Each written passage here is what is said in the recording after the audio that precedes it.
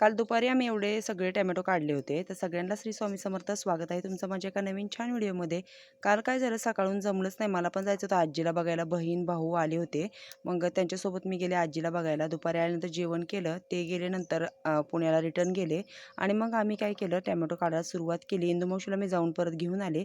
ते त्यांच्या रानात गेल्या होत्या, मग तिथून घेऊन आले. हे दादा पण आले आणि हे दोघं आणि अजून एक ताई होत्या, म्हणजे या दादांची बायको आहेत त्या पण होत्या. मग आम्ही काय केलं, चौघं पाच जणांनी मिळून, आत्यानी मिळून सगळे असे टोमॅटो काढले आणि आता निवडायला सुरुवात केली. कारण निवड खूप छान करावी लागते. परवा काय झालं, दुपारी थोडा पाऊस आला आणि ऊन, ह्याच्यामुळे माल चिरला गेला होता. मग चांगला माल खरं तर निवडला तर थोडा भाव येतो, आधीच भाव नाही आहे. खरं तर आम्ही प्रत्येक वेळी चांगली निवड करतो, कारण काय होतं, खराब देऊन काय करायचं ना, म्हणून खराब आम्ही बिलकुल त्याच्यामध्ये हे करत नाही.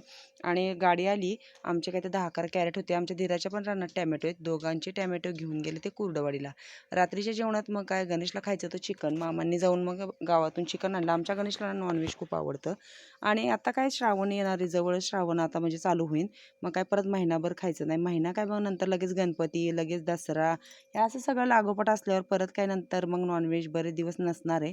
मग काय, आमच्याकडे नॉनव्हेज असले की सुका आणि पातळ, हे प्रत्येक व्हिडिओ तुम्ही बघताच. इकडे सुकं बनवलेलं आहे आणि इकडे मी पातळ रस्सा बनवला आहे. छान असं ओला नारळ थोडासा खिसला, त्याच्यात टॅमॅटो, कोथिंबीर, लसूण असं मिक्सरला वाटण केलं आणि रश्श्याला फोडणी घातली. आणि हे आहे सुकं छान कांदा टॅमॅटो वगैरे घालून केलेलं आहे. आणि मला व्हेजसाठी बनवायची आहे छान अशी माझ्या आवडीची कारल्याची भाजी. तर कोणाकोणाला कारल्याची भाजी आवडते नक्की कमेंटमध्ये सांगा. मला खूप आवडते कारल्याची भाजी. तर पांढरं कारलं मी आणलं होतं बाजारामधून, इकडे भाकरी बनवून झाकून ठेवलेले आहेत. तर हिरवा आणि पांढरा अशी दोन कारल्याचे कलर असतात. तर पांढऱ्या कारल्याला आहे ना, खूप छान अशी चव येते त्या भाजीला.